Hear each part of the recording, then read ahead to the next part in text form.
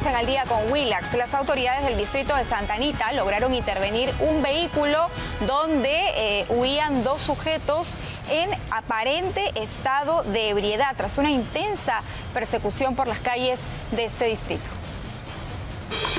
Fue una persecución de película que terminó con un choque dramático, donde los sospechosos fueron despedidos por los aires y cayeron al pavimento de manera aparatosa.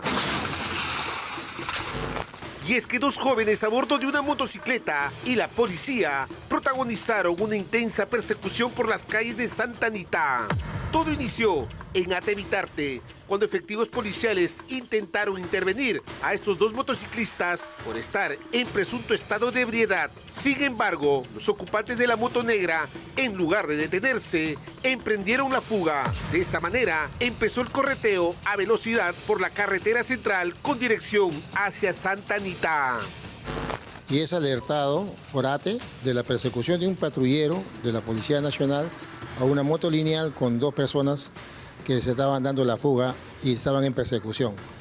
Tal es así como se ven en las imágenes, el patrullero trata de intervenir a estas dos personas de moto lineal, pero no lo logra por la carretera central.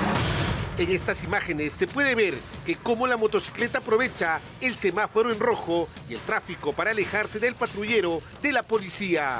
Incluso un efectivo desciende del vehículo y va tras los sospechosos corriendo sin lograr su objetivo. Vuelve la unidad policial y continúan la persecución.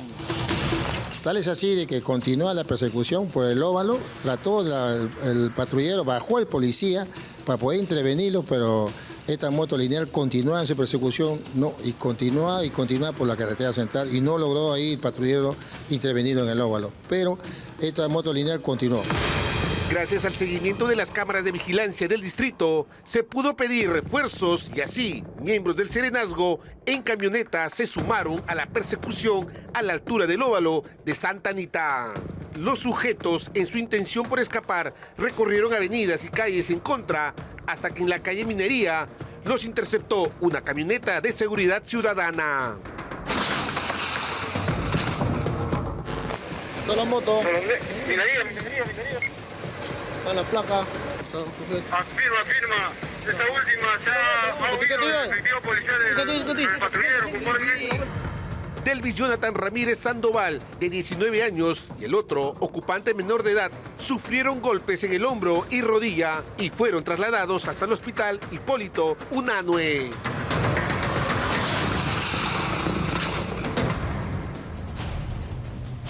Bueno, y tienen que ver estas imágenes porque no ha sido ciertamente la única persecución que se ha dado. Un delincuente ha terminado con el brazo fracturado luego de una persecución, justamente. Él pertenece a una organización denominada Nueva Generación. Tras una persecución durante varias cuadras en el distrito de Maynas, la policía logró capturar a 3 raqueteros que escapaban en un motocarro. La intervención se produjo cuando los sospechosos alistaban un nuevo atraco en la ciudad. Alertados por las sirenas, los delincuentes emprendieron la huida, pero un vehículo que también transitaba por el pasaje Clavero en Iquitos le cerró el paso y provocó que el motocar se despistara dando varias vueltas de campana.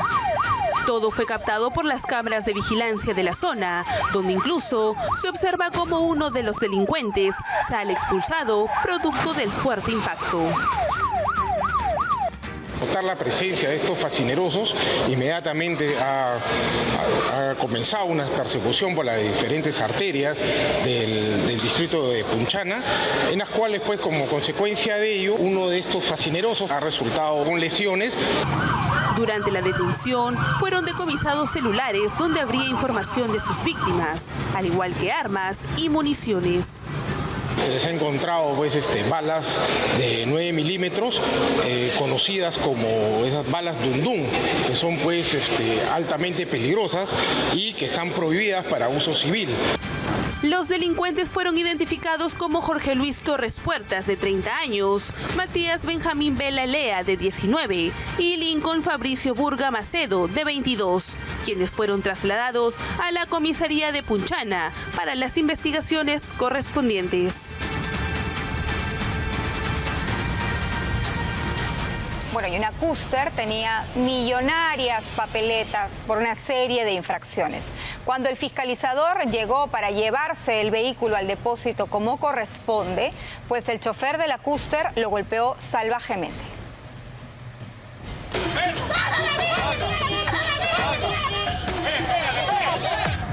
Se oponía a que la autoridad se llevara esta unidad al depósito.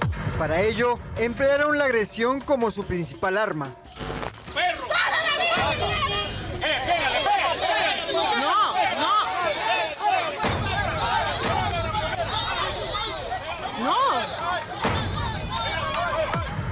Esta mujer, que aparentemente era la cobradora de una Custer destartalada, sin parabrisas y en deplorables condiciones, le propinó un puñetazo al fiscalizador del ATU para impedir que ejecutara lo establecido. Mientras que otra mujer agarra un palo y le tira en la cabeza a otro fiscalizador. Esta es la llamada Custer Calavera, que además de realizar el servicio de transporte público sin autorización del ATU, tenía 117,000 soles en multa por informalidad. Pero eso no es todo. Al momento de la intervención, el chofer, que no contaba con licencia de conducir y por escapar de la autoridad, provocó un triple choque. Ante el choque generado por este irresponsable conductor de la combi Calavera, es de que se produjo una gresca. El infractor no encontró mejor idea para ver a la autoridad que enfrentarse a la autoridad. Después de que los fiscalizadores sufrieran el ataque iracundo de estos infractores, tuvo que intervenir la policía. Aunque el conductor se resistió con la ayuda de sus aliados, finalmente fue capturado y puesto a disposición de las autoridades.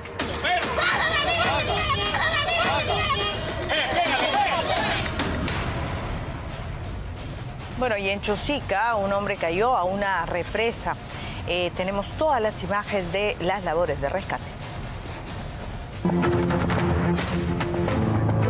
Se paseaba por una transitada carretera, jugando literalmente con su propia vida. Sus andanzas alertaron al serenazgo del Lurigancho Chosica, que de inmediato concurrió para detenerlo. Sin embargo, este hombre, fuera de sí, logró esquivarlos y terminó dentro de una represa. ¡Ayúdame! ¡Ayúdame!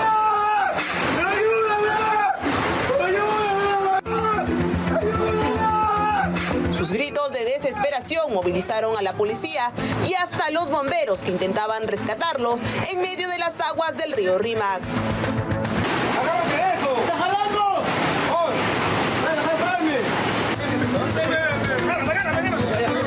Sin embargo, pese a los esfuerzos, el sujeto se resistía a salir. Se aferraba a los fierros y se rehusaba a colaborar con las autoridades.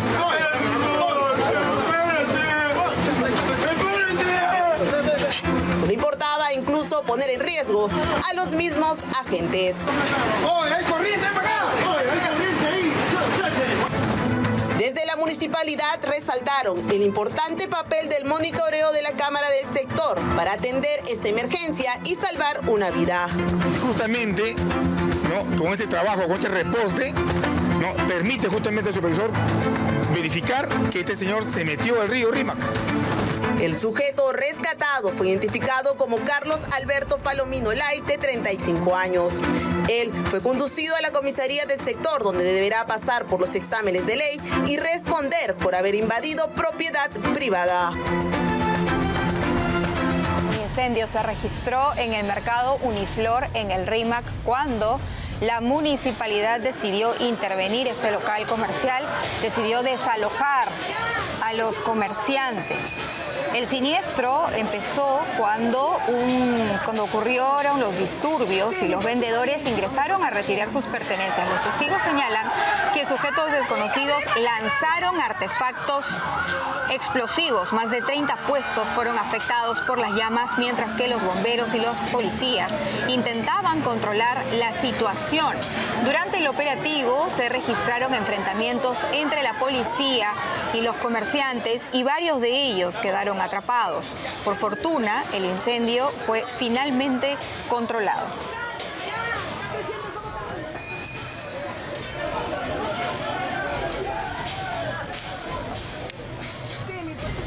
Vamos con estas imágenes. La policía ha podido dar con la identidad y la captura de los involucrados en el ataque a uno de los ómnibus que tienen como ruta Caraballo.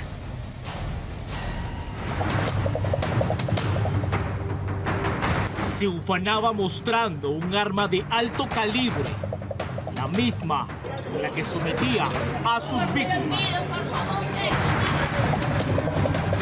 El método para impartir el miedo, grabándose, mostrando todo su arsenal.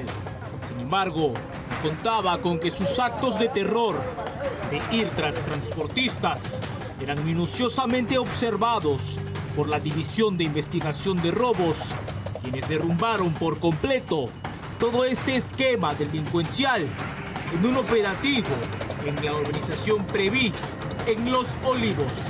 Conocíamos que el día de hoy lamentablemente sucediera una actividad donde quedara gravemente herido un conductor de una empresa de transportes. Quedara mal herido con proyectiles a la altura del cráneo. John Keiber Sánchez Rangel, miembro clave de la agrupación criminal Los Nenes, sujeto que según la policía habría participado en el último ataque extorsivo contra el bus en movimiento en Caraballo. Pero este personaje no cayó solo. Aquí se le ve mostrándose una vez más con una de sus armas y al lado suyo nada más y nada menos que su cómplice, ambos de nacionalidad venezolana. Conocemos que estos sujetos ya vienen utilizando granadas de guerra, utilizando armas de fuego, que probablemente lo utilicen pues para realizar estas actividades que ya venimos conociendo aquí. Los detenidos fueron derivados hasta la Dirincri para tener mayor detalle de cuáles eran las empresas de transporte en la mira de estos criminales.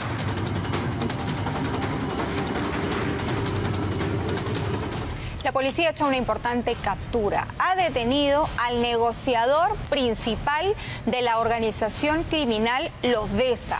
Este sujeto era el encargado de hacer los cobros. En su celular, por ejemplo, se encontró toda una lista criminal como si fuese una planilla de quiénes eran las personas a las cuales atemorizaba y también amenazaba.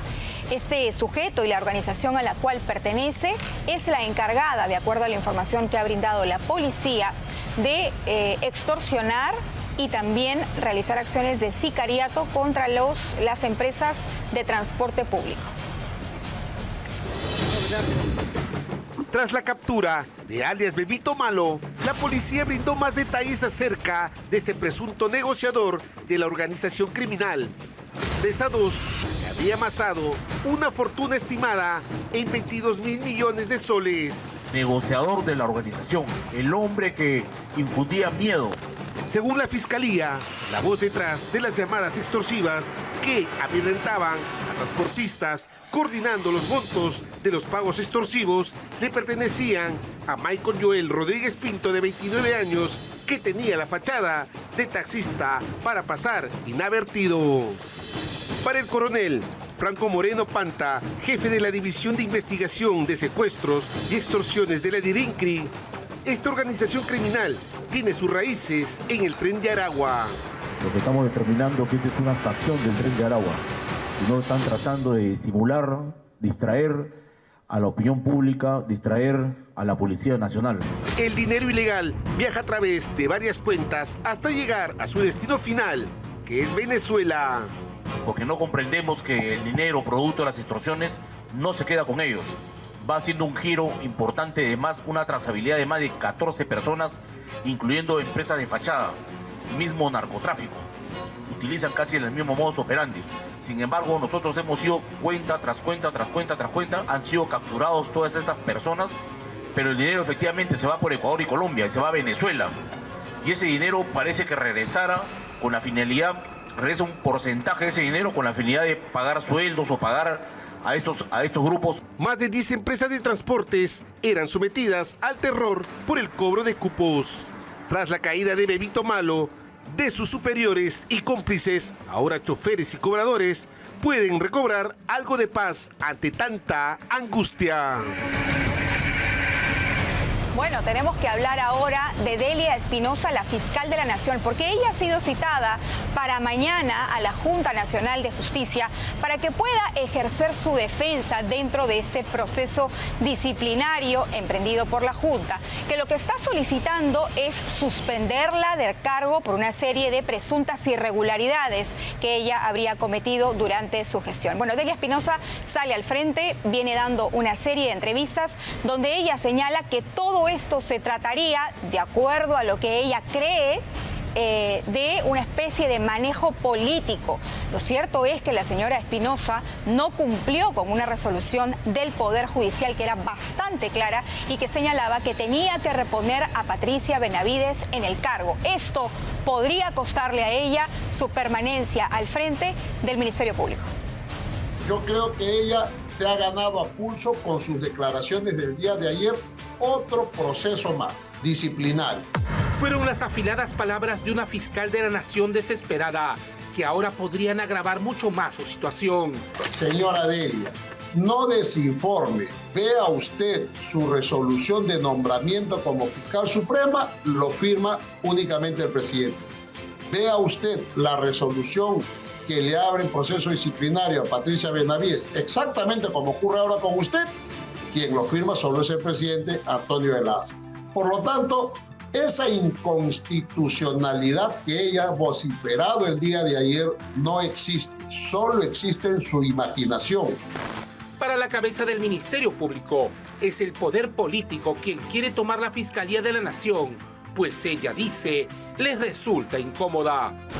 Irónicamente, Delia Espinosa dice que la prensa es de mucha ayuda para las investigaciones de la Fiscalía, pero he ahí un doble rasero, porque ella se jacta de investigar a ministros, congresistas y hasta a la presidenta de la República, pero no hace lo mismo con los fiscales que tiene a su cargo. El celular de la señora Yanet Talavera va de 5 años y no se deslaca. Usted no le inicia investigación al señor Vela Barba por su desbalance patrimonial. No inicia investigación por el mismo a la señora Marita Barreto y así muchas. Una fiscal de la Nación que carga con una mochila que cada vez es más grande, pues ahora el fiscal supremo Tomás Gálvez ha presentado una denuncia constitucional contra ella. Nunca ni un fiscal de la Nación se ha rebelado a las decisiones de la Junta. Nunca ni un fiscal de la Nación ha tapiado el piso 9. Nunca un fiscal de la Nación ha hecho pijamada. Nunca un fiscal de la Nación, para defender una permanencia contraria a ley, ha interrumpido las labores de muchos funcionarios. Un futuro que no parece ser muy prometedor para Delia Espinosa, pues esta vez ni siquiera una vigilia con velas encendidas la podrán salvar de una posible suspensión de funciones.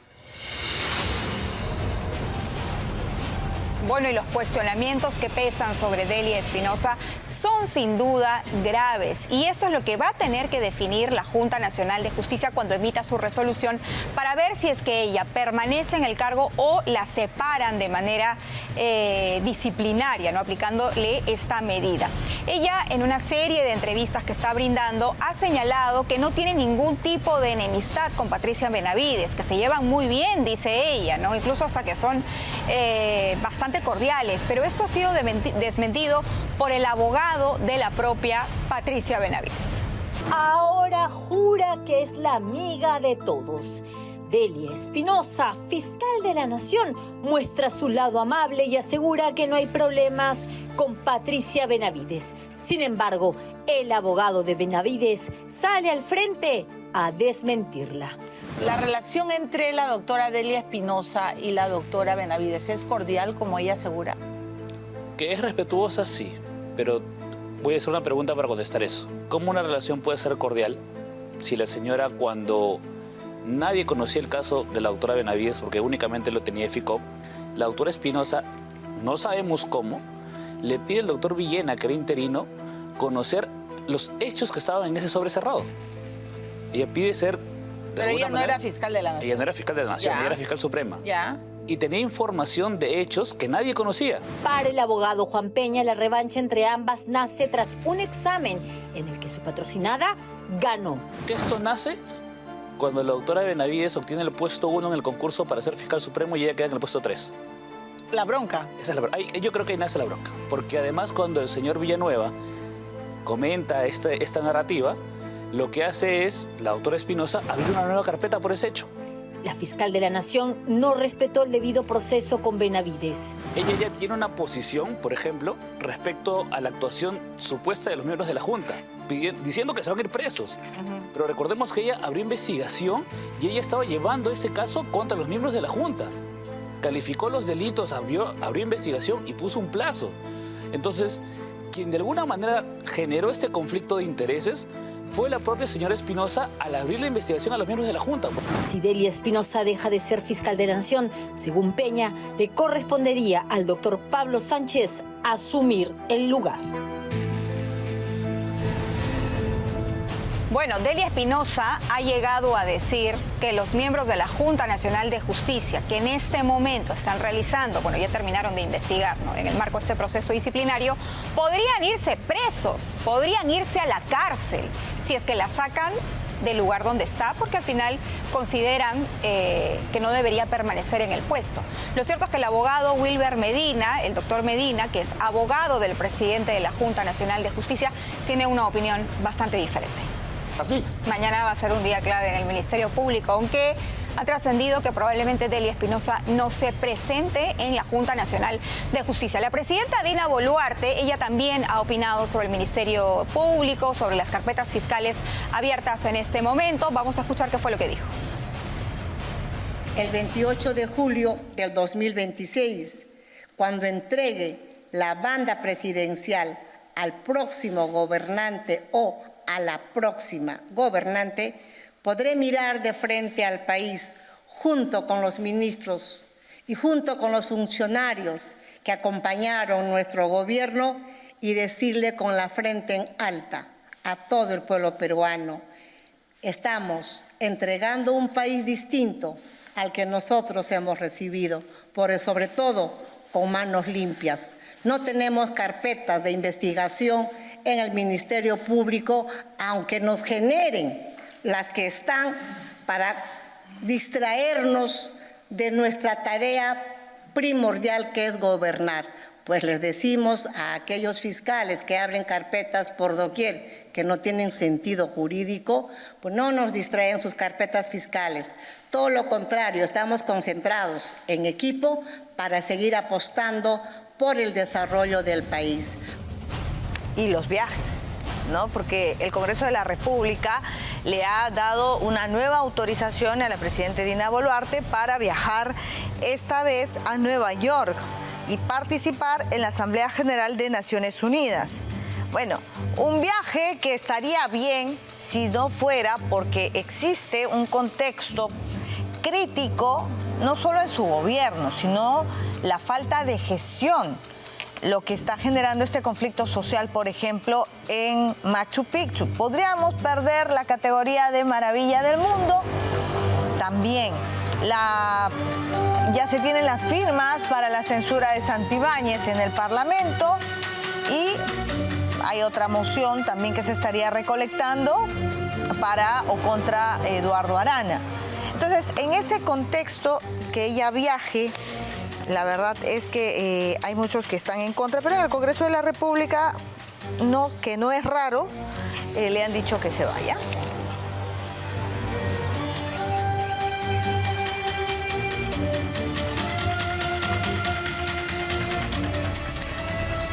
Martín Vizcarra parece que le ha agradado su paso por la prisión. Él dijo que la pasó de rompe y raja, que no quería estar en Barbadillo, porque él quería irse al Lurigancho.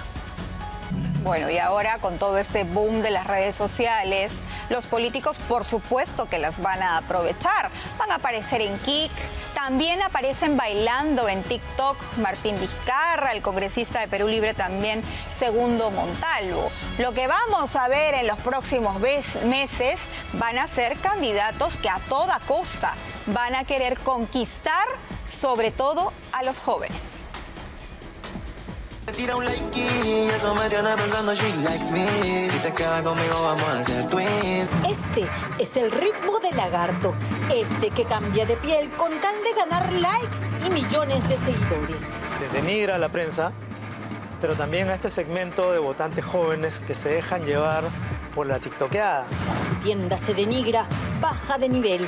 No escuchamos propuestas, sino solo trends. Si no, mira el congresista Segundo Montalvo, que sueña con el Congreso bicameral. Hizo lo suyo poniéndose en forma.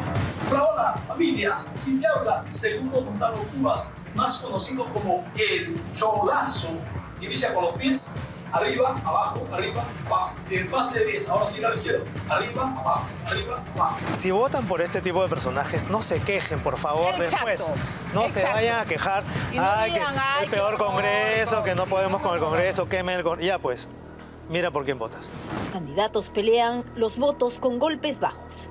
Se ha puesto de moda ser bravucón, ser agresivo, ser bocón, pelearse. Tal es la ola de violencia que el congresista Edward Málaga advirtió sobre la posibilidad que los candidatos sean blancos de sicariato. Tenemos que estar preparados porque en un país con el problema de sicariato que tiene el Perú va a ser muy fácil que alguien le ponga el ojo y 200, 300 soles a cualquier sicario para tratar de bajarse, no solo figuras grandes, estamos hablando de alcaldes. ¿Usted cree que los candidatos pueden estar en serios problemas de seguridad? Yo creo que sí. Málaga también habló sobre la permanencia de Juan José Santibáñez y su rol en el gobierno. Su presencia obedece a la necesidad de limpiar obstáculos de cara al 28 de julio, que por lo menos hasta ese día pueda gobernar, porque ese es su rol. El rol de Santibáñez es limpiarle el camino a la presidenta como ministro de Justicia. Este viernes será la audiencia de la fiscal de la Nación y Málaga no perdió el tiempo para afirmar que se ganó a pulso el rechazo público. Si usted quiere saber por quién votar, no mire TikTok. Lo que tiene que hacer es revisar, por lo menos en las personas que están en este momento en cargos públicos, la manera como han decidido, cómo han votado, por ejemplo, en el Congreso de la República. Vamos con una información importante. Miles de historias lo esperan en librerías entre páginas, desde cuentos para los más pequeños de la casa hasta novelas y ensayos para los grandes. No olvide visitarnos en nuestro nuevo local ubicado en José Larco 508 Miraflores. Lo esperamos. Encuéntrenos también en nuestra web en www.entrepaginas.pe. Librerías Entre Páginas, el placer de leer. Bueno, la interpelación es un mecanismo de control político. No, los ministros están obligados a ir al Congreso a rendir cuentas. Pero parece que el ministro de Transportes, César Sandoval, no quiere ir. Estaría llamando a las bancadas, les estaría mandando mensajes por WhatsApp.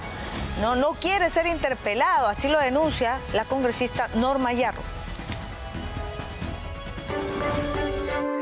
Aparentemente, el ministro de Transportes, César Sandoval, quiere coronarse como un experto del obstruccionismo. Pero no solo con los trenes de Estados Unidos traídos por la Comuna de Lima. Sandoval también apuntaría a obstruir el control político del Parlamento y específicamente su propia interpelación. En plena comisión de fiscalización, la congresista Norma Yarro advirtió que los subalternos de Sandoval no dejan de usar el telefonito para chatear y llamar a varias bancadas. El propósito sería sabotear la interpelación que pronto se debería tocar y votar en el Pleno. Si bien los coordinadores parlamentarios tienen potestad para entablar diálogos y ablandar a las bancadas, la actitud de Sandoval no se ve para nada frontal ni valiente, sino escurridiza. Parece que tiene su manía el señor de llamar a la gente. Cuando tú ingresas el documento, todavía tú puedes retirar las firmas, ¿correcto? Y se te cae pues la interpelación. Ahora, ¿qué miedo tiene a una interpelación? Es un derecho que tenemos los congresistas de fiscalizar. Recordemos que el ministro de Transportes fue cuestionado por sus idas y vueltas, serias contradicciones respecto a sus informes técnicos, de supuestas falencias en el proyecto de los trenes de Lima. Sin embargo, luego terminó alegando que los informes de su cartera no eran correctos, exponiendo de ese modo una presunta inclinación a perjudicar a Lima Metropolitana. No se puede incomodar, es parte de la función. Yo cuando he sido ministro me han interpelado varias veces, así que no hay problema. No hay problema con eso. Los trenes de Chosica podrían descongestionar distritos como Ate, y su alcalde desde el Parlamento se pronunció. Mire, imagínense ustedes, si yo como alcalde he sido citado a una comisión investigadora y muy respetuosamente vino, con mucha mayor razón lo tiene que hacer un ministro de Estado que está al mando de una cartera. Todos sabemos, los que hemos trabajado en el Congreso de la República, que el Congreso de la República es el contrapeso político del Ejecutivo. Entonces, el señor ministro, bueno, tiene que consultarlo con sus asesores nuevamente, tiene que venir, ¿no?, a rendir cuentas. Mira, no sé si el señor Acuña o el señor Sandoval estará de repente cuestionado por su jefe, de que no puede dejar que venga a ser interpelado. Ahora veremos de qué están hechos los congresistas. De repente la votación no da para que se apruebe la interpelación del señor Sandoval. En Cajamarca también hay grandes quejas contra Sandoval. Ayer hemos tenido justamente una reunión en mi región Cajamarca donde ellos ya anuncian un paro para este 6 de octubre por los incumplimientos de esta cartera del Ministerio de Transportes y Comunicaciones, porque es una falta de respeto hacia la población, hacia nuestro departamento de Cajamarca, porque en el mes de abril de este año supuestamente se iba a iniciar con los trabajos de la longitudinal de la Sierra de Cajamarca y hasta ahora no se está cumpliendo todos esos acuerdos. Cabe señalar que Sandoval se encuentra en Corea para buscar inversiones ferroviarias. Sin embargo, los cusqueños tampoco han visto sus planes y visión para el sistema de transporte en Machu Picchu, que está en su momento más crítico.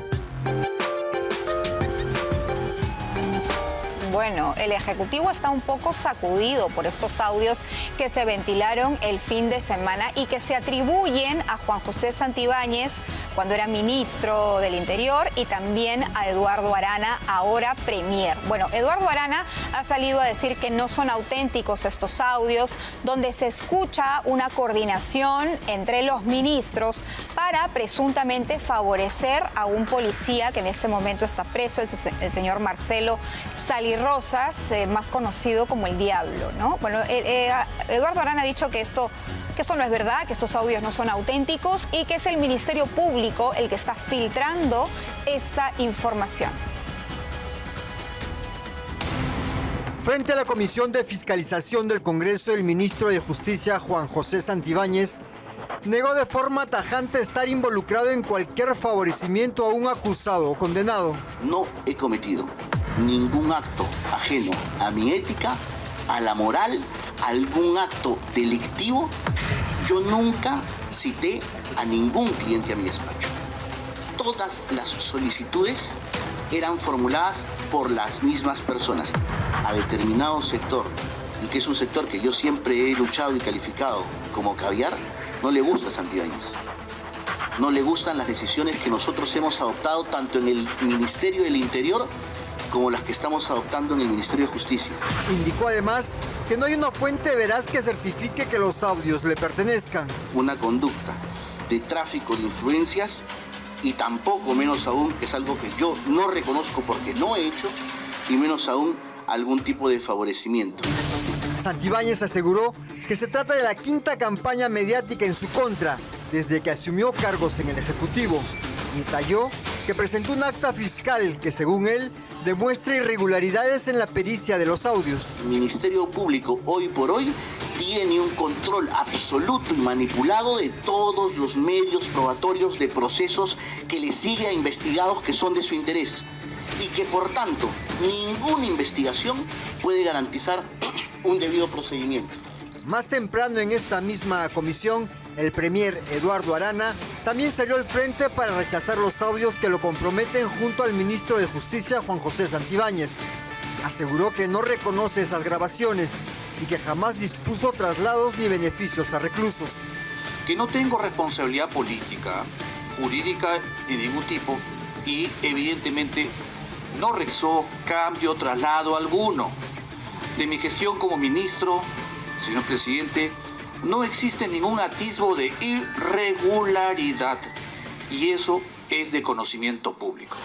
También apuntó contra la Fiscalía, cuestionando que los audios investigados hace 7 meses se filtren sin peritaje válido, advirtiendo que esto solo alimenta un uso político que daña la gobernabilidad. Consultado por una eventual renuncia, fue enfático en responder. Frente a los desafíos y los problemas no es la renuncia. Y menos cuando se trata, a mi modo de ver, de un audio en el que yo no solamente no me reconozco, sino que considera que ha sido deliberadamente puesto en la escena pública con el propósito de afectar la tarea que hace este gobierno. Y en consecuencia, por el contrario, Hay que asumir de manera valiente y directa los retos y los desafíos.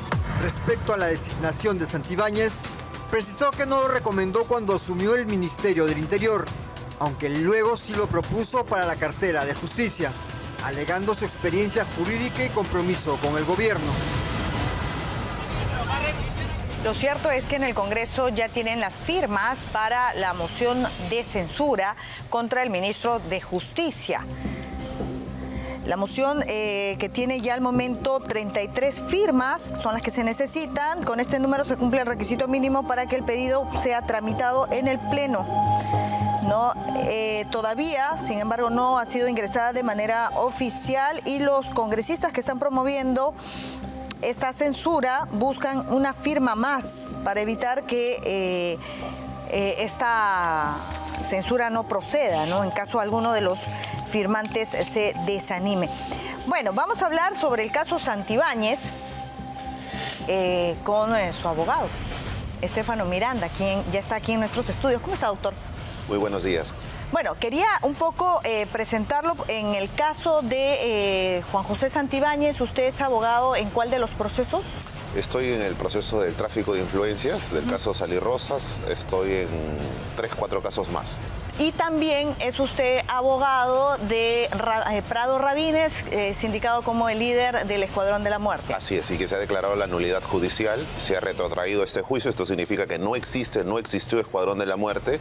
La Sala Penal Nacional... No significa tanto eso, ¿no? Lo que están diciendo es vamos a hacer un nuevo juicio. No. La Sala Penal Nacional en sus argumentos no están diciendo de las sentencias, señalan categóricamente que la jueza o el colegiado de primera instancia nunca valoró si existió un enfrentamiento armado dentro de la función policial o una ejecución extrajudicial. Claro, no, yo le digo para precisar los términos, porque muchos pueden entender que esto es una absolución. No es absolución, es la nulidad.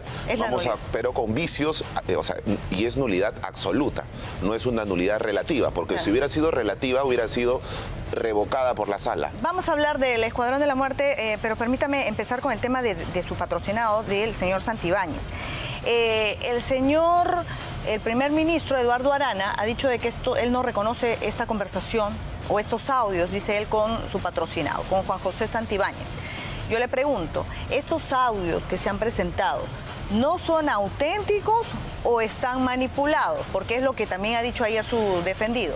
Lo que nosotros hemos encontrado ya en la diligencia que hemos participado es, claro, vulneraciones a esta cadena de custodia que debe tener todo material probatorio. ¿En qué sentido? No es la matriz, o sea, no es donde se extrajo o donde se habría grabado, o sea, y esto lo dicen los peritos, puede haber sido manipulado, hasta incluso un perito de parte de nosotros ha participado, dejado las observaciones y que ya supuestamente... El día de la última diligencia. El día viernes, el día lunes y el día de ayer martes, el martes, perdón. El día martes fue la última diligencia que se terminó y se ha dejado todas las observaciones. Y categóricamente, pues, esos audios, antes de deslacrarlos, antes de participar en la diligencia, ya lo tenían los medios televisivos. Eso es algo que yo vengo escuchando y la verdad es que yo entiendo su papel, ¿ya? Pero no me parece tan sostenible porque, a ver, vamos, los medios de comunicación pueden tener una copia del original. No vamos a ser tan ingenuos, doctor, y usted no lo es, de pensar que yo, familiar, me estoy metiendo en una situación hasta que puede poner en riesgo mi vida para pensar que solo existe un audio. Y ese familiar, antes de entregarlo a la fiscalía, ha podido sacar 10 copias y entregarla a los medios de comunicación. Categóricamente, y hasta incluso el periodista tiene el derecho a reservarse de su fuente. Absolutamente. Pero aquí vamos a un tema. Esta noticia no es de ahora, es de marzo del 2025. Correcto. Esta noticia no es de septiembre de 2025. Esta noticia fue extraída y hasta incluso difundida 2 semanas antes de la moción de censura de mi cliente cuando era ministro del Interior. Tiene que ver los tiempos, que es otro tema que también lo escucho mencionar a usted. Y ayer lo dijo también Juan José Santibáñez. Si en marzo del 2025 esta noticia criminal ya ha sido materia de apertura de una carpeta, dígame usted si en 7 meses que ha sucedido, ¿qué elemento de convicción corrobora esos dichos que, entre comillas, se encuentran en ese audio? Le voy a preguntar, ¿el plazo de la investigación es de cuánto? 9 meses. Ya, o sea, todavía están en el plazo. Pero dentro de 7 meses, ¿qué elemento de convicción acreditan esos dichos? ¿Su patrocinado se ha presentado a declarar? No nos han notificado para declarar. No se presentó a declarar. No ¿Ha nos han participado- notificado. ha No, participado- diferente es que no hayamos ¿Ha participado en la muestra de voz? Tampoco nos han notificado. Correcto. Recién nos han notificado con la disposición fiscal, que hasta incluso ahora... Entonces, ¿cómo puede avanzar, perdóneme, cómo puede avanzar una investigación que usted tanto menciona el tiempo si es que su patrocinado no colabora? No, a ver, por eso te... Pero es que si no se presenta, doctor, ¿qué? Para presentarme me tienes que notificar. No lo han notificado. No me han notificado. Segundo, recién hasta incluso hay una disposición fiscal de la Fiscalía de la Nación que han aperturado nuevos hechos. Ahora no le imputan solo el hecho 1, que era contra el Tribunal Constitucional, sino ahora le aperturan un hecho 2, que es con el ministro de Justicia, y adicional a ello un peculado de uso. A ver, dígame una cosa, vamos a hablar de esos dos delitos, repito, pero ¿usted tiene conocimiento de que Santibáñez se comunicaba con alguno de los familiares y les daba el resultado de una resolución del Tribunal Constitucional que todavía no era oficial y que todavía no había sido notificada? No, es que eso es totalmente errado. No existe. No, pues, ¿No existe ese audio? No, pues porque... No existe esa conversación. No, porque Okay, recuerda ya, que la perfecto. sentencia del Tribunal Constitucional es infundada, es unánime. Ya. Los 3 votos es en contra. Ya, perfecto. Ustedes han utilizado este último argumento, en el caso del Diablo, para sostener que como el resultado fue adverso al defendido de Santibáñez, al Diablo, ¿no? Pues entonces no califica el tráfico de influencias. ¿Esto es así, doctor? Fiscalía lo que imputa no es tráfico de influencias. ¿Ya? Lo que imputa es tráfico de influencias simulado. Pero los abogados, y usted lo sabe perfectamente, doctor, son gestores defienden la gestión, no el resultado. Por supuesto. Ya, el artículo 400 del Código Penal, en el caso de tráfico de influencias... Simulado, no es el tráfico de influencias Pero usted no directo. está diciendo las cosas completas, pues, doctor. Lo que usted, y ayer también lo escuchaba al primer ministro Eduardo Arana, decir, pero ¿dónde está que se concretó el favor? ¿No? El Tribunal Constitucional falló en contra y claro. Pero para que se califique el tráfico de influencias, según el artículo del Basta Código con Penal, invocar. claro, dice, el que invocando o teniendo influencias reales o simuladas recibe, hacer o dar o prometer para sí o para un tercero donativo, promesa o cualquier otra ventaja o beneficio con el ofrecimiento de interceder ante un funcionario o servidor público. Entonces no es verdad cuando dicen de que como no se concretó el fallo del Tribunal Constitucional, no hay tráfico de No influencias. tanto es eso, es uno de los argumentos. Vamos a partir. Pero Primero, el agravante es que Santibáñez era funcionario público. no es así. Los hechos son de septiembre, cuando mi cliente no era ministro. Ya. O sea, mi cliente inicia un pacto como abogado con la Pero familia Eduardo de Arana ellos. sí. ¿A qué te refieres? ¿Le estás dando por cierto entonces que fue cuando No, era le ministro estoy de Justicia? preguntando. Le estoy volviendo a repetir. O sea, vayamos por Lo partes. que no quiero es que utilicen este argumento para confundir. No. Porque Tenemos que aclararlo. en verdad que no. No es confusión, es aclarar. Es Ya. decir las cosas como son. O sea, esto significa Si era de respecto al septiembre. Tribunal de Constitución. Por eso, vamos a partir en orden. Primero vamos a lo del Tribunal Constitucional. No solamente es que la sentencia hayan declarado infundado y luego improcedente, sino que los jueces no conocen a mi cliente. Y tercero, existen un contrato laboral Los como magistrados abogado. no conocen a su cliente. Así es. ¿Y por qué el magistrado Tixe dice que Santibáñez le ha pedido disculpas? Lo dice públicamente. En marzo salió a pedir disculpas públicamente. ¿Por qué le No que lo tendría que conoce. pedir disculpas? Porque lo habría mencionado. Eso es lo que dice Gutiérrez Tixe, Ya. categóricamente. Que no se han encontrado, no lo conoce académicamente, no tienen vínculo laboral, nunca lo ha conocido. Entonces, no solamente es el resultado, sino también que hay un pacto de abogado a cliente y los ingresos que señalan que son 20.000 soles es en un primer momento a la cuenta corriente del estudio de mi cliente y los 20.000 dólares que tanto se cuestiona que ha sido utilizado entre comillas como objeto corruptor ha sido ingresado a la misma cuenta corriente pero para un proceso constitucional que se llama habeas corpus y que se cobra primera, segunda y agravio constitucional. Es decir, sí recibió los 20.000. Pero claro, si están ingresados en la cuenta corriente. Ya. Entonces, ¿por qué luego la familia le pedía que se los devuelvan? Es que estás dando por cierto una No, conversación. le pregunto. O sea, por eso te vuelvo a Porque repetir. usted no ha negado los audios, usted ha dicho que están manipulados. Por supuesto. Pero el contenido no lo han negado. Pero ¿cómo no vamos a negar el Me lo acaba de contenido? decir al comienzo de la entrevista. ¿Cómo así? ¿Qué te dije? Me ha dicho que esos audios, según su perito de parte, han sido manipulados. Por supuesto. Pero en ningún momento me ha dicho, no conocemos esos audios, esa conversación no existió.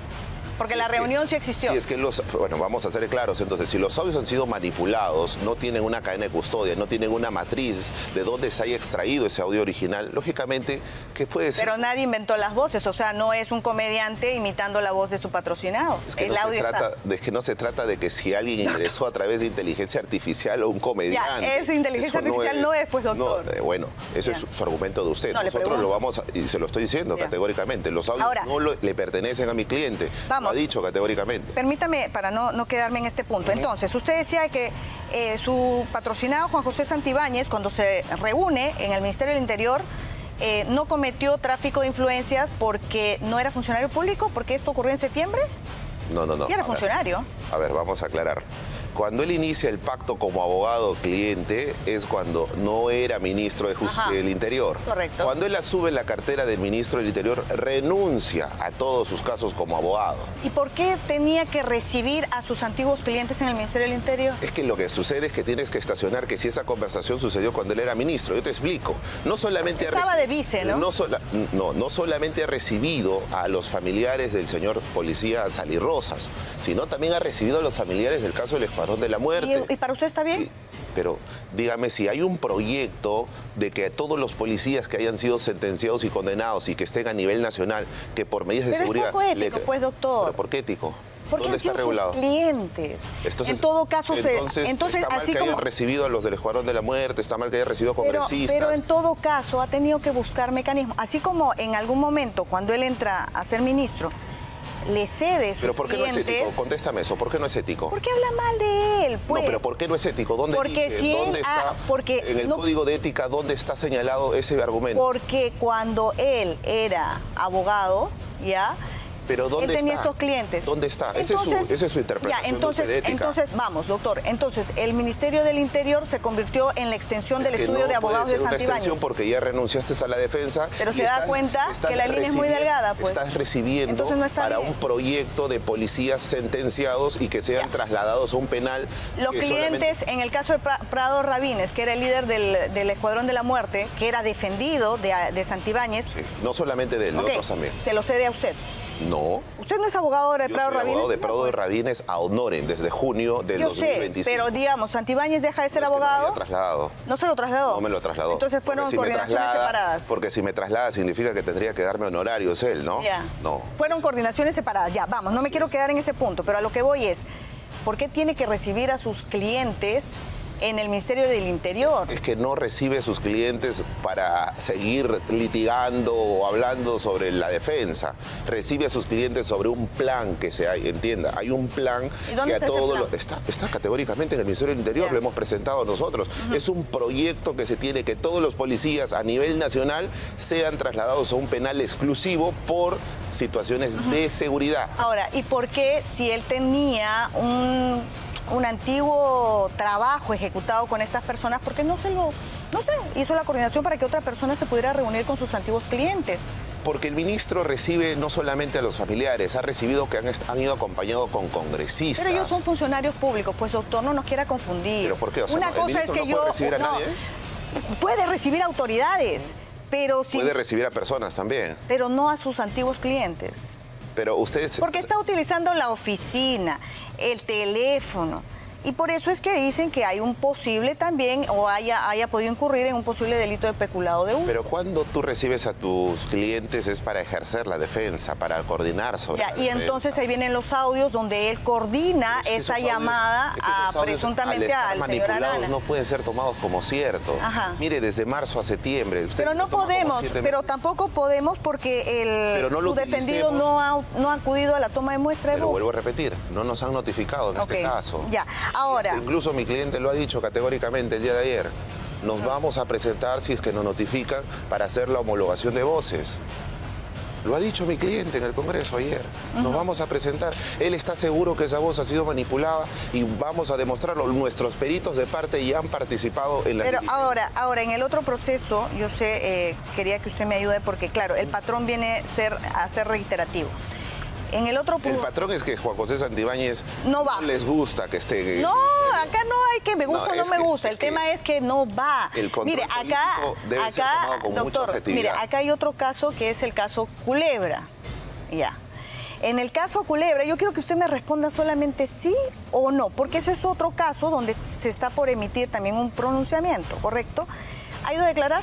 Por ética no podría responderte porque yo no soy abogado. Ahí sí, pero usted me sabe. prohíbe. No, ¿cómo puedo saber? Es que no me puede, ahora, no me puedes preguntar eso. Ahí Eso también, sí es ya. ética, ¿me En entiendes ese- o en no? ese Porque caso- está dentro del en ese caso, colegio de doctor, deontología. pero en ese caso tampoco ha querido pasar por la pericia, pues. Es que desconozco esa información porque yo No ha soy entregado la contraseña del iCloud. abogado. ¿Estás segura de esa información? Le pregunto. Por eso te digo, si yo tuviera el expediente y Porque sé no que eso- encontraron los celulares tampoco. Pero, o sea, si has hecho allanamiento Ya. y si no encuentras los celulares significa que... Pero le pidieron las claves de la del iCloud. Ya, pero ¿Las dio? el iCloud tiene un vínculo personal, ¿cierto o no? Pero no las dio, pues. ¿Y tú qué opinas? Que hay que entregárselo. Entonces, a lo que voy, Derecho a a lo que voy, ¿Está sobre encima sobre algo específico que deseas encontrar? el que no la debe, no la, el que no es la, así. no la debe, no la teme. No, no es así. Él es funcionario público, ¿no? Puede ser funcionario público, pero él no deja de ser ciudadano. Ujú. Y todos los ciudadanos tienen derechos irrestrictos que están establecidos en nuestra Constitución y en nuestro Código Procesal. ¿Sabe qué, doctor? Lo que pasa en todo este caso, yo entiendo su papel, nuevamente, pero sí también entiendo que aquí no se dicen las cosas completas. Entonces, entiendo que están tratando de tejer una estrategia, pero no lo hagan partiendo de la confusión, porque, claro, el hecho es claro. Hay unos audios, ustedes no niegan el por qué contenido, ahora están diciendo que son manipulados. Dicen, no, pero ¿qué se ha avanzado? El Ministerio Público, ¿qué ha avanzado? Acá somos muy críticos del Ministerio Público, ojo, así que tampoco no nos puede acusar de nada. No. Ya. Pero tampoco es que haya mucha colaboración para que el proceso avance, ¿no? O sea, hay una serie de medidas que dilatan. Entonces, Bueno. ¿cómo avanza un proceso? Bueno, la estrategia que yo siempre he tenido en mis carpetas es de colaboración. Si usted me pregunta a mí sobre las carpetas que yo he ejercido como abogado, en todas, y una de ellas te puedo demostrar, Cuarto Poder, dijeron que mi cliente habría interceptado los medios telefónicos de este programa. Ya se ha establecido fehacientemente ¿Quién mi dijo eso? cliente. ¿Que habían Carreño. interceptado? Sol Carreño salió a decir que mi cliente habría interceptado telefónicamente. Bueno, habría él tenía utilizado un el documento, chuponeo, que pero no ya se debía tener. No.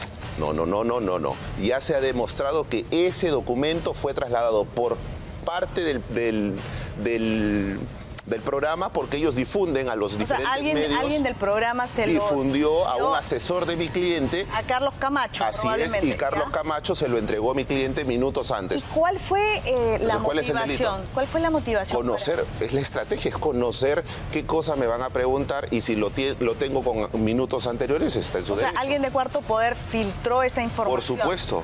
Y se lo entregó a Carlos Camacho y Carlos Camacho se lo entregó a mi cliente. Y la fiscalía entonces ha Porque demostrado... usted sabe que eso sí es cierto. O sea, el texto de un reportero tiene Pero- carácter hasta de personal. Ya, pero ojo, que no fue lo que el texto que se estaba compartiendo no era el que tú compartes con tu equipo, es Ya. el que difundes a los medios. Al aire. No, los que difundes a los medios de prensa escrita, No, a los nunca medios. pasa bueno, eso. hay una, nos explicó la productora de Cuarto Poder que ellos trasladan una noticia que es similar a la que ellos manejan y ese ha sido el texto que se le ha encontrado. Y se ha podido identificar, obviamente, a la persona que lo ha supuesto. filtrado. Y es Hemos- alguien del programa de ellos. Y Carlos Camacho lo ha dicho en su declaración, yo lo extraje de ese grupo. ¿Para y qué se lo mandaron a Carlos Camacho? ¿Para qué? Para que el ministro pudiera venir a la entrevista ya preparado, es una preparado. estrategia, es un asesor de imagen, de comunicaciones, entiendo que es su chamba, ¿no? Pero no es nada ilícito. Ujú. Entonces, ¿Qué acciones se eso, están tomando con relación a eso? estamos esperando la confirmatoria del archivo de la Fiscalía para tomar ahí recién nuestras acciones, que es primero que se tengan que retrotraer. Hay que retractarse de adjetivos que dijeron en ese momento en el programa en vivo.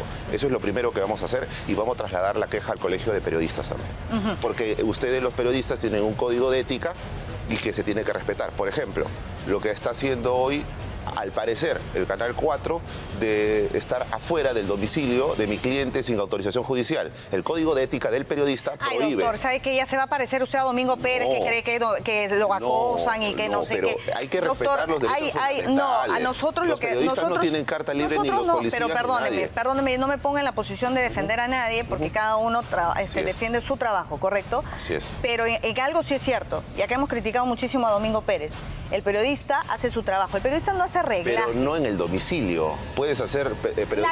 La vía pública es la vía pública, doctor.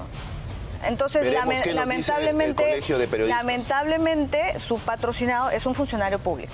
Todo lo que tenga que ver a rendición de cuentas está súper bien. Ahora, pero doctor, cuando hay transgresión de derechos fundamentales, a nadie se le autoriza, ni a policías, ni a fiscales, ni a jueces. Es el mismo argumento del fiscal Domingo Pérez, de Rafael Vela, de Marita Barrera, bueno, etc. Doctor, una pregunta final. Quiero aprovechar que usted es abogado de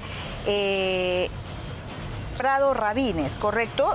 Por el tema del Escuadrón de la Muerte. Así es. Empezábamos la entrevista con esto. Es la Corte de Apelaciones, la Sala Penal Nacional. La que ha decidido que vuelva nuevamente a foja cero. La nulidad absoluta. ¿Qué significa eso? ¿Cuánto tiempo podría tomar el proceso? Primero que tengan que recobrar su libertad todas las personas que estén condenadas y que han estado condenando a prisión, ¿cierto? Y que vuelvan a iniciar un juicio con los argumentos que dice la Sala Penal. Por ejemplo, que se le permita el acceso a los peritos de parte.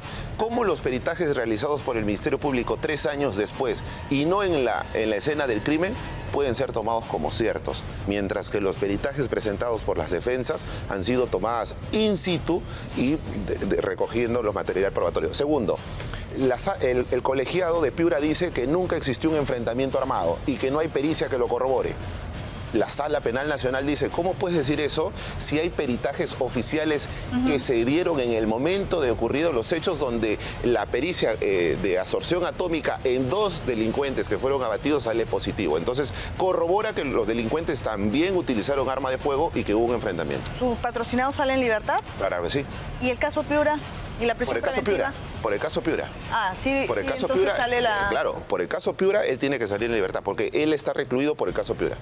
Ya, muy bien, doctor, vamos a estar atentos. Yo le agradezco mucho haber estado con nosotros esta mañana y vamos a estar atentos también de lo que ocurre en el Congreso de la República, porque ciertamente ya hay una moción que se está moviendo de firmas para la censura del ministro Santibáñez. Vamos a ver qué es lo que pasa. Seguimos con más información, 7:41. Perla, adelante. Gracias, Albina. Efectivamente, ahora vamos a cambiar completamente de tema. Tenemos que hablar de uno que sin duda a todos los peruanos nos preocupa y es la situación en Machu Picchu. Afortunadamente, las comunidades de Machu Picchu han decidido otorgar una tregua de 72 horas, razón por la cual se está retomando la operatividad del servicio de transporte, algo que los turistas, por supuesto, han celebrado. Lo cierto es que con esto lo que se pretende es no seguir afectando al turismo, el principal motor en esa región. Fue de un lagrimón, ahora hay felicidad. ¡Gracias! ¡Gracias! Así fue como cientos de turistas festejaron por todo lo alto la reanudación del servicio de trenes en Ollantaytambo. Mediante un comunicado, directivos y pobladores de Machu Picchu anunciaron la suspensión de las protestas en las vías férreas por 72 horas. Esto después de una reunión con la Defensoría del Pueblo, quienes le garantizaron servir como mediadores ante la grave crisis de transporte en la carretera Girambinga. Tras conocerse esto, turistas nacionales como internacionales festejaron en la estación Ollantaytambo después de varias horas de incertidumbre. Voy a celebrar mi cumpleaños donde lo tenía planificado. ¿Es su cumpleaños? Hoy día es mi cumpleaños. Muchas gracias, muchas gracias. Los intereses económicos y personales deben quedar de lado cuando tanta gente se queda acá varada queriendo conocer nuestro país. Las estaciones abrieron nuevamente y el funcionamiento de los trenes se reanudó con normalidad, tanto para visitar Machu Picchu como para regresar a la ciudad de Cusco. Horas antes de este anuncio, comuneros ya habían frenado sus protestas en las vías férreas para que trenes humanitarios evacúen a los cientos de turistas varados en Aguascalientes e incluso han perdido vuelos de regreso. Los vuelos de Cusco para Lima y ahora de Lima para Madrid. Desagradable porque veníamos un grupo de 30 personas y nos tocó hacer cambio de itinerarios, se perdieron vuelos. Bueno, fue bastante complicado. Si bien el transporte ferroviario se restableció con normalidad, el problema de fondo está lejos de resolverse. En la reunión del último martes en Lima, Desilu León, ministra de Comercio Exterior y Turismo, no llegó a un acuerdo con las autoridades de Cusco, lo que intensificó aún más la problemática. Ahora se espera el 19 de septiembre para que alcaldes de Urubamba y Machu Picchu lleguen a un consenso por el conflicto entre Concetur y San Antonio de Torontoy por ser el transporte oficial de turistas en Machu Picchu. Bueno, la afectación en Machu Picchu es grandísima, no solamente para los turistas quienes han perdido vuelos de conexión, días que han tenido que pagar más para poder quedarse en Aguascalientes o simplemente que no pudieron nunca tomar el tour que los iba a llevar hasta Machu Picchu. También se han visto afectados, por supuesto, los comerciantes de la zona. Hay que recordar que básicamente Cusco vive del turismo. Fueron más de 3 días de intensas protestas. Machu Picchu dejó de ser un destino atractivo para convertirse en un calvario para cientos de turistas. Esto también impactó lamentablemente en comerciantes locales que han visto cómo sus ingresos prácticamente se han multiplicado por 0. La verdad es que sí está afectando bastante, ¿no? En la entrada más que todo en la economía, ¿no? De todo ahí estamos. ¿Están vacíos los...? Ahorita sí, totalmente vacíos. Sí. Incluso vendedores han optado por cerrar sus puestos hasta que este conflicto pase, ya que no les sale a cuenta. De hecho que nos afecta un montón. Sí, nos disminuye de todas maneras en la venta, ¿no? Es caso que miren mis vecinos de los Cusco están cerrados, algunos porque prefieren no venir porque, bueno, no hay venta.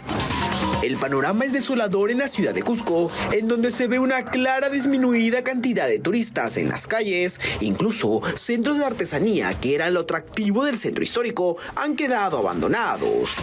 Al día, por ejemplo, ¿no? Estamos atendiendo a lo mucho 30 pasajeros, lo que normalmente nosotros en el día atendemos 100 o hasta menos, ¿no?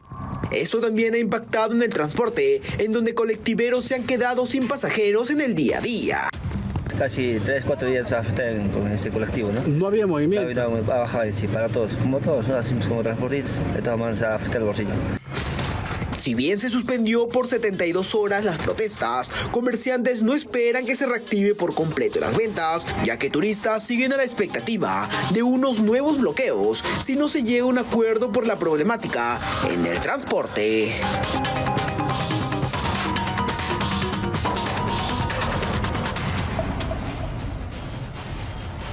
Son las 7:46.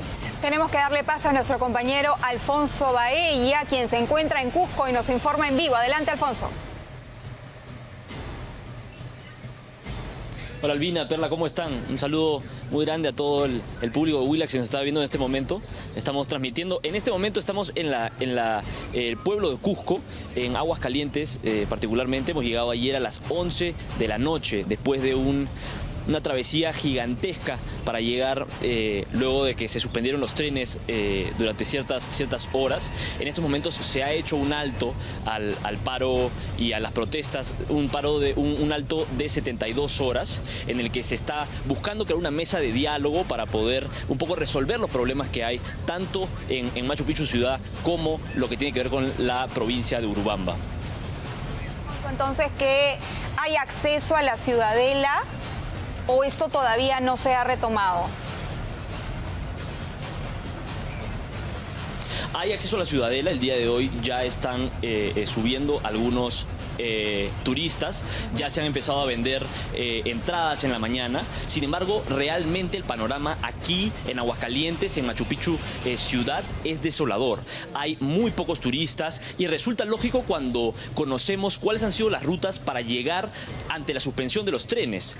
La ruta alterna, luego de la suspensión de trenes, ha tenido que comprender 5 horas y media en viaje de carro y después 3 horas de caminata por las vías del tren para poder llegar finalmente a Aguascalientes. Entonces, este panorama evidentemente resulta atemorizante para cualquier turista que busca llegar a Machu Picchu en busca de una vacación familiar, en busca de una vacación para conocer esta séptima maravilla del mundo, y en realidad el panorama no es favorable, ¿no?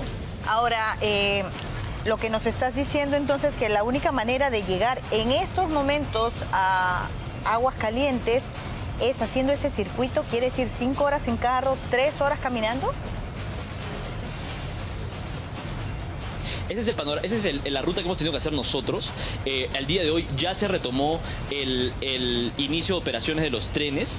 Entonces ya hay algunos trenes que están empezando a operar, pero de forma progresiva, ¿no? No completamente al 100% como era anteriormente, pero es poco a poco. Pero esta situación que te digo, esta ruta ha sido la que han tenido que tomar los turistas en los últimos 3-4 días, que ha estado suspendido por completo el transporte aquí. Claro, terrible lo que ha pasado en Machu Picchu. Sabemos también que las comunidades de Machu Picchu solicitan que la Defensoría del Pueblo continúe liderando esta mesa de diálogo, esta mesa de paz, con el objetivo de poder llegar a un acuerdo. ¿Qué es lo que están pidiendo en concreto, Alfonso? Hay dos opiniones, ¿no? En principio se pide que salga Concetur. Las licencias de Concetur han vencido, la concesión ya expiró. Entonces muchos esperan que Concetur, después de 30 años de operaciones, finalmente salga de realizar estas operaciones que ellos venían haciendo de servicio de buses desde aquí a Aguascalientes hasta la ciudadela de Machu Picchu.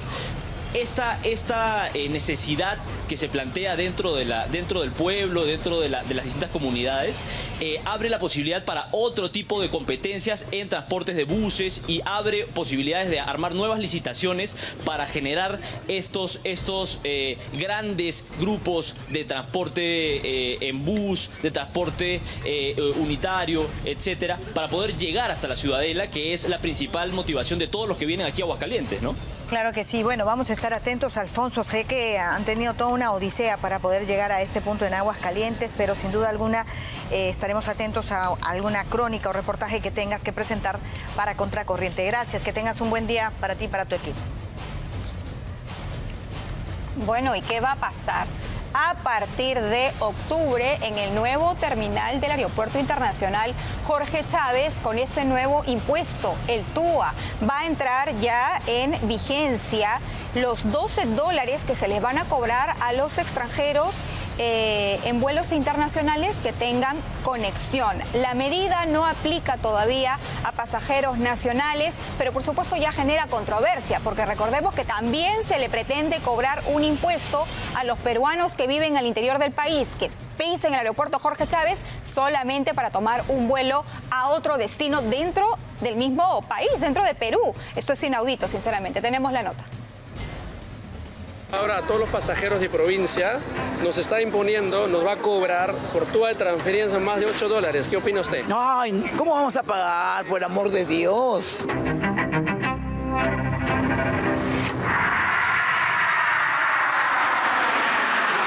Quieren cobrar la TUA de transferencia.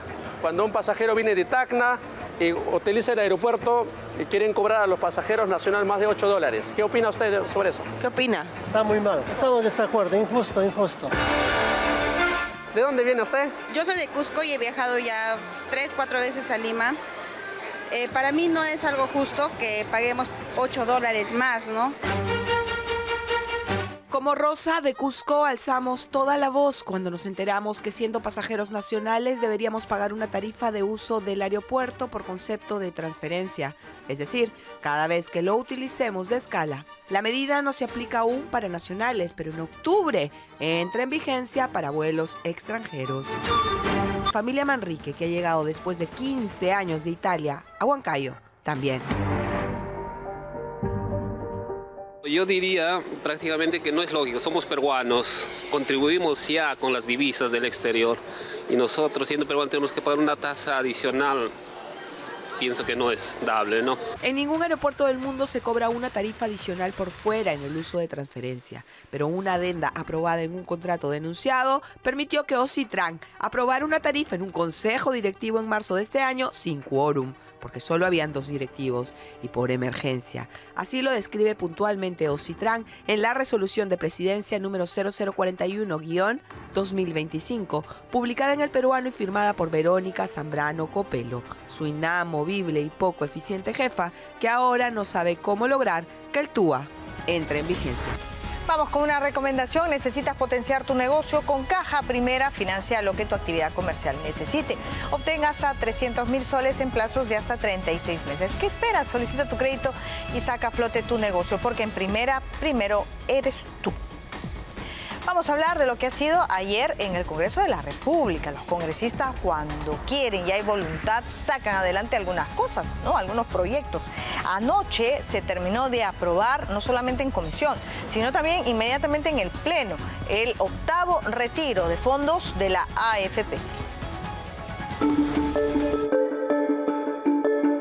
Tras una serie de enmiendas y de acciones improvisadas de última hora, por fin se aprobó el 8º retiro de los fondos de las AFP.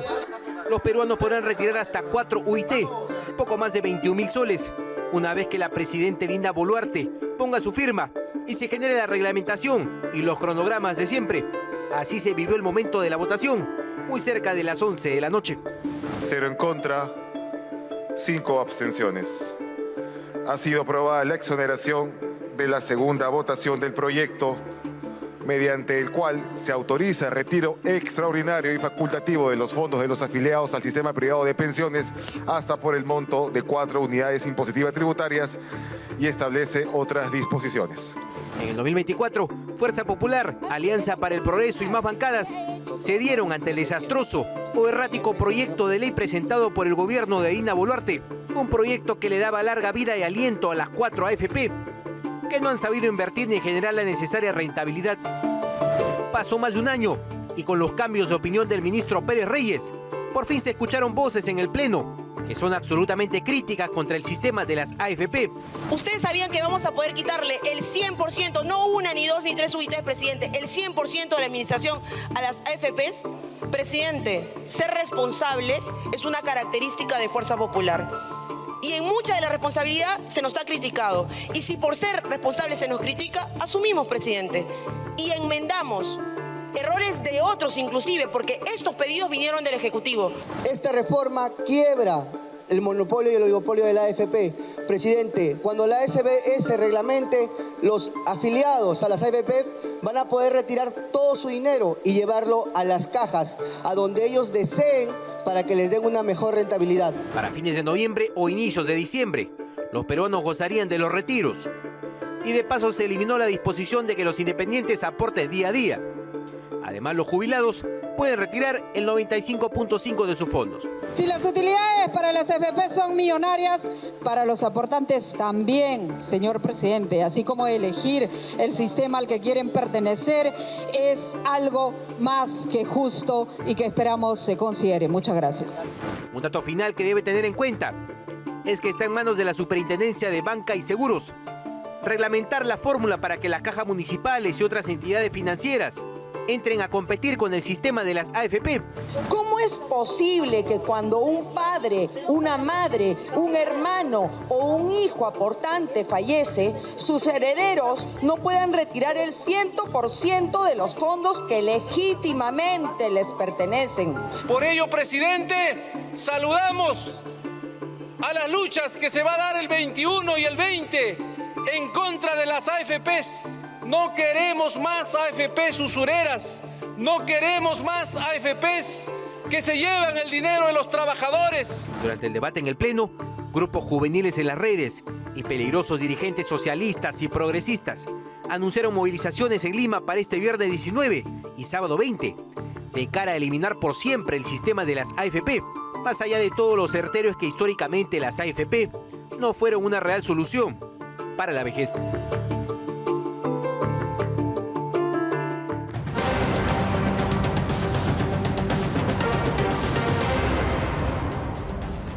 Vamos a hablar de encuestas, que traen sorpresas. Tenemos encuestas de Ipsos. Si bien hay muchos de los que están liderando esta encuesta, no han confirmado su participación en las próximas elecciones. Bueno, lo cierto es que la percepción del público y de los electores va en esta línea. Esta encuesta, damos la ficha técnica, es de Ipsos para Perú 21 y tienen ustedes allí el consolidado y la diferencia, ¿no? Rafael López Aliaga continúa liderando la intención de voto, aunque hay un descenso con relación a agosto de 1 punto. Keiko Fujimori sube este punto, pero la novedad y la sorpresa viene en el tercer lugar, ¿no? Hasta agosto, Mario Vizcarra estaba por debajo de Carlos Álvarez, ocupando el 4.º lugar, ¿no? En septiembre, ¿no? Sube al tercer lugar. Pero de acuerdo a Ipsos, esto se trata de una confusión de muchos que han aceptado, ¿no? Dar su opinión en esta encuesta.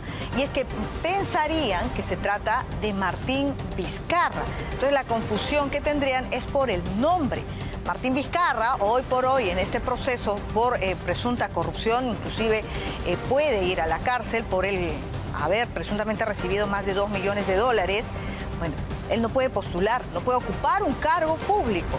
Entonces, la respuesta de Ipsos es que este tercer lugar, ¿no?, es básicamente la confusión que tiene el electorado. Luego tenemos a Carlos Álvarez, que baja un punto, César Acuña, Alfonso López Chao, tenemos a Johnny Lescano, George Forsyth prácticamente ya empatando en estos 2 puntos que casi desaparecen. Lo que sí llama la atención, igual Víctor Andrés García Belaúnde, Rafael Belaúnde y Philip Butters, ¿no? Lo que sí llama la atención es el grueso, y lo que predomina en esta encuesta es el de los votos blancos y viciados, ¿no? 37% se mantiene en esta encuesta de Ipsos. Vamos a ver qué es lo que pasa. Esto es de septiembre. Por lo pronto, ¿no?, estamos también ya con los plazos contra el tiempo para ver si es que alguno finalmente renuncia a sus puestos, ¿no? Vamos por lo pronto a ver lo que ha sucedido con otra de las agrupaciones políticas, Perú Acción. Los peritos del Jurado Nacional de Elecciones han confirmado firmas falsas en el padrón de afiliados. Entre abril y mayo del 2025 se denunció, ¿no?, el haber sido afiliados. Cientos de personas denunciaron que habían sido afiliados a partidos políticos sin consentimiento. Bueno, el resultado ha sido que sí se han detectado estas posibles firmas falsas en estos documentos del partido fundado por el empresario político Francisco Díez-Canseco.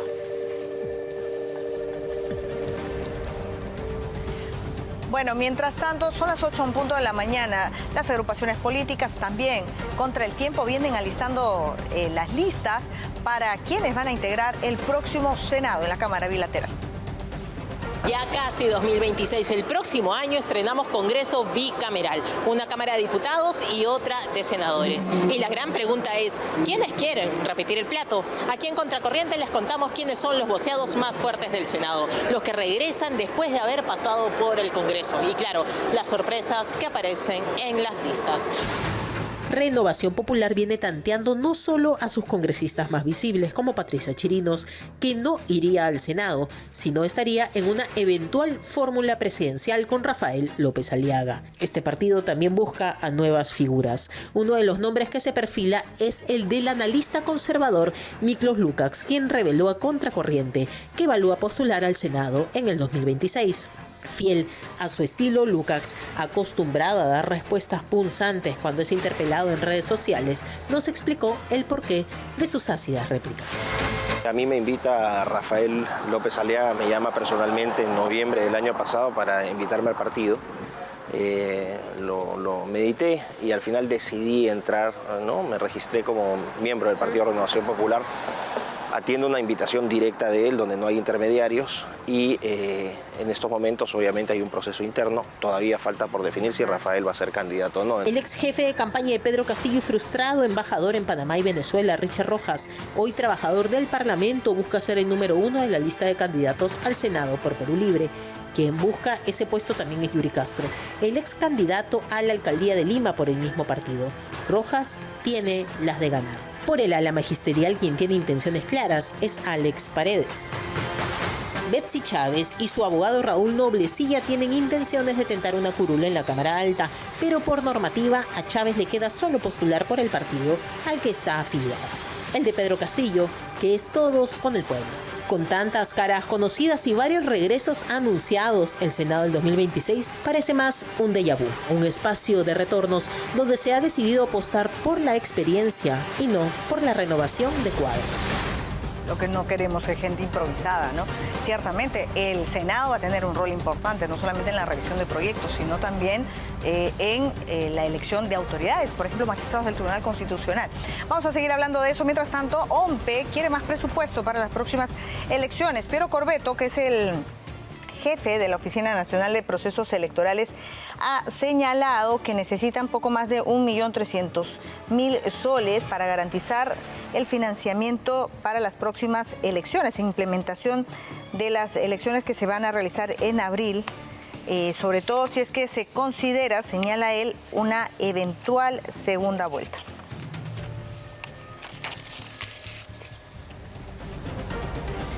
Bueno, en el partido aprista estaban preocupados por la desafiliación de 11.000 de sus militantes. Carla García y Javier Velázquez Quesquén parecen ya respirar aliviados, ¿no? Porque han dado a conocer que el Jurado Nacional de Elecciones finalmente aprobó la reincorporación de estos 11.000 militantes desafiliados. Entonces, con eso hay una nuevamente reestructuración de las planchas, ¿no? Van a organizar nuevamente las listas. Vamos a ver qué es lo que pasa.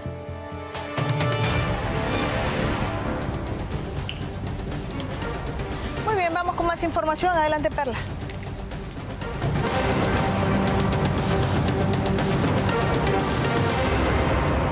Gracias, Albina. Tenemos que hablar ahora de lo que fue el allanamiento a la casa del hermano de la presidenta, Nicanor Boluarte, en el marco de esta investigación fiscal por el caso Ícaro. Este allanamiento que sucedió el 27 de agosto pasado.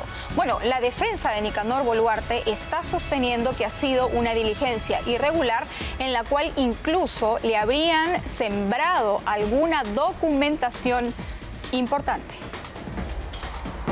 A las 6 de la mañana del último 27 de agosto, el equipo 5 del EFICOP allanó la vivienda de Nicanor Boluarte en San Borja. El objetivo, encontrar elementos de prueba que relacionen al hermano presidencial con la supuesta organización criminal Ícaro, liderada por el ministro de Justicia, Juan José Santibáñez, que habría incurrido en contratos y cobros ilegales relacionados a la minera El Dorado. Allanamiento que ha evidenciado en video y a nivel nacional más de una irregularidad y que ante estas hoy nos responde el fiscal del EFICOP a cargo de la investigación, Carlos Ordaya López. Hablando justamente de la documentación que se encontró un papel en uno de los muebles, doblado en 4, donde nosotros tenemos un video donde antes no había absolutamente ninguna prueba, ningún papel en esos muebles, doctor. Nosotros también tenemos un video. En el video sí se muestra entonces ese papel doblado en 4. Mira, hay un video de toda la diligencia del señor Nicanor Boluarte. Lo tenemos ahí y efectivamente... ¿Sí lo he podido ver? ¿Lo he podido constatar que ese papel estaba ahí y no ha sido sembrado? No le verificó todo porque son muchas horas. Nosotros no podemos afirmar que sea sembrado o no sea sembrado. ¿Pero cómo no podemos confirmar y podemos negar si es que no ha visto el video? Me lo está diciendo ahorita, doctor. Diciendo que en su totalidad que he visto no se ve ni un acto que sea sembrado. No nos responden por nada del mundo. Al fiscal Ordaya, el máximo representante de la investigación, no le alcanzó el tiempo de cumplir con su responsabilidad de revisar la prueba principal, el video que verificaría la existencia del documento incautado por su equipo durante el allanamiento. Prefirió el facilismo de dar por cierto, sin verificar, que la diligencia tenga las garantías de legalidad y transparencia. En primer lugar, El fiscal Ordaya termina esta declaración admitiendo que no es ideal llevar a cabo un allanamiento sin efectivos policiales especializados y poner en su defecto a 3 suboficiales de la comisaría de San Borja sin seguir lo estipulado en el Código Procesal Penal. Mucho se critica cuando las personas actúan en lo que sería una defensa o en una legítima defensa, ¿no? Para abatir o reducir a un delincuente. ¿Y por qué digo mucho se critica? Lo digo básicamente por el rol que cumple el Ministerio Público en estos casos. Van a ver ustedes la siguiente historia. Es un empresario que desde el año 2023 está inmerso en un proceso. La Fiscalía lo mantiene como acusado por haber abatido precisamente a un criminal. Esto ocurrió en La Molina. Jura haber actuado en legítima defensa. Sin embargo, la Fiscalía buscaría privarlo de su libertad. Roger Grimaldo Acevedo Cruz asegura haber sido víctima del robo de más de 9.700 soles en abril del 2023 en el departamento de Ancash, cuando supuestamente unos sujetos lo habrían atacado dentro de su vehículo. El 18 de abril de 2023 fui víctima de asalto y robo a mano armada, donde pues me rompieron los huesos nasales dentro del vehículo, me atacaron, me cortaron el pómulo izquierdo a escasos milímetros yugular, me roban el dinero. El hombre menciona que después del atraco, uno de los presuntos agresores volvió para querer ultimarlo. El mismo sujeto, Luis Hernando Sánchez Vega, regresa a matarme ahí, lo que ejerce la legítima defensa abatiendo al sujeto Sánchez para luego ir a denunciar el hecho. Por ello, la Fiscalía Provincial Penal Corporativa de San Marcos estaría pidiendo 15 años de prisión en su contra. Ahora está solicitando requerimiento de prisión para mí 15 años y que pague todavía 21.000 soles como reparación civil a estos delincuentes que casi me quitan la vida. Él refiere haber mostrado las pruebas para comprobar su inocencia, tanto en el médico legista como en la inspección criminalística. Refiere asalto y sin aparente esta brevedad y narra los hechos que he sido pues objeto de corte en el pómulo izquierdo, el cuello y la fractura nasal. Como en la inspección criminalística. Esta unidad especializada de la policía donde se muestra que mi versión, toda la partícula de vidrio quedó dentro de mi vehículo. Roger Acevedo pide un peritaje más exhaustivo, ya que considera que injustamente los supuestos criminales quieren verlo tras las rejas. Qué indignante este caso, sinceramente, ¿no? Él fue el agredido, él fue el asaltado, lo golpearon, le cortaron la cara y ahora es el acusado. Piden 15 años de cárcel desde el Ministerio Público y encima le exigen una reparación civil para el delincuente. De verdad que es el mundo al revés. Vamos a hablar ahora de lo que ha sucedido en Ate, porque un fiscalizador fue brutalmente golpeado cuando intervino al chofer de una Custer que tenía una serie de papeletas. Lo que quería hacer el fiscalizador es llevarse el vehículo al depósito como corresponde y en ese momento fue atacado brutalmente.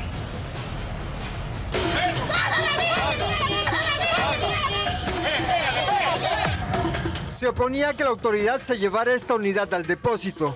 Para ello, emplearon la agresión como su principal arma. ¡Perro!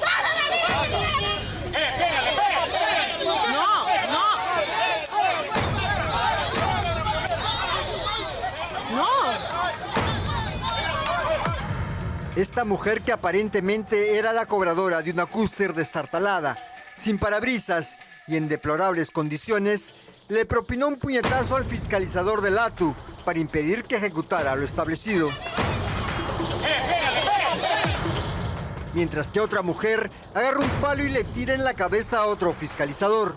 Esta es la llamada Custer Calavera, que además de realizar el servicio de transporte público sin autorización del ATU, tenía 117.000 soles en multa por informalidad. Pero eso no es todo. Al momento de la intervención, el chofer, que no contaba con licencia de conducir y por escapar de la autoridad, provocó un triple choque. Ante el choque generado por este irresponsable conductor de la combi Calavera, es de que se produjo una gresca. El infractor no encontró mejor idea para ver a la autoridad que enfrentarse a la autoridad. Después de que los fiscalizadores sufrieran el ataque iracundo de estos infractores, tuvo que intervenir la policía. Aunque el conductor se resistió con la ayuda de sus aliados, finalmente fue capturado y puesto a disposición de las autoridades.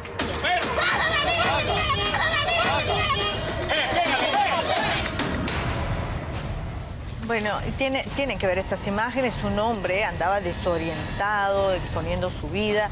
Ha tenido que ser rescatado, imagínense, de una represa.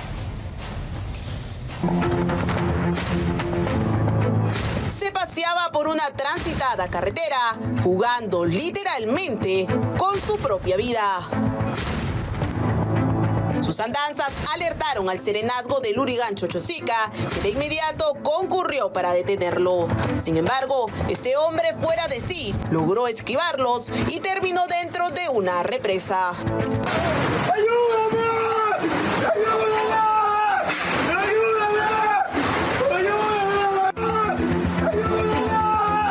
Sus gritos de desesperación ocasión movilizaron a la policía y hasta los bomberos que intentaban rescatarlo en medio de las aguas del río Rímac.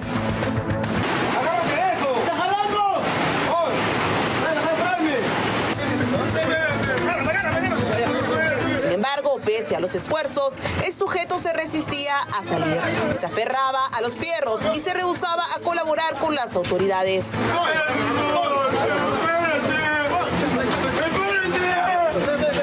No importaba incluso poner en riesgo a los mismos agentes. Desde la municipalidad resaltaron el importante papel del monitoreo de la Cámara del Sector para atender esta emergencia y salvar una vida. Justamente, ¿no?, con este trabajo, con este reporte, ¿no?, permite justamente al supervisor verificar que este señor se metió al río Rímac. El sujeto rescatado fue identificado como Carlos Alberto Palomino Light, de 35 años. Él fue conducido a la comisaría del sector, donde deberá pasar por los exámenes de ley y responder por haber invadido propiedad privada. Bueno, tenemos que hacer una pausa. Omar Ruiz de Somocurcio va a regresar con la información deportiva. Omar. Así es. ¿Cómo están? Buenos días. Venimos con toda la información de Alianza. Una lamentable baja en Alianza Lima para el partidazo hoy día por la Copa Sudamericana frente a la U de Chile. También tenemos los golazos de la Liga de Campeones de Europa. Todo eso en unos segundos después de la pausa.